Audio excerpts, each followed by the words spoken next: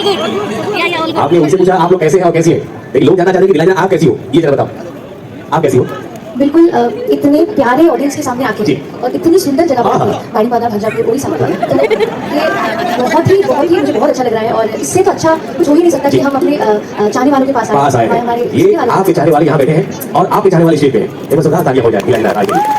ये लोगों की मोहब्बत, आपका प्यार, आपका भालोबासा जो CGV के मंच पे वीर का ताज, इन्हीं के लोगों को मतलब आपको ताज मिला। और आज वो इंडिया नहीं, London, Canada, south Africa, Thailand, इसके अलावा और विदेश भी सफर कर रही है। और हम ये वादा करते हैं कि आप अपना प्यार मोहब्बत यही बरकरार रखें, ताकि ये जितना भी अभी टूर बचा हुआ है पूरे संसार का, सारे संसार का गीतों में जरिए करते रहे और आप अपना प्यार और बार तालियों के साथ बरसाते रहे।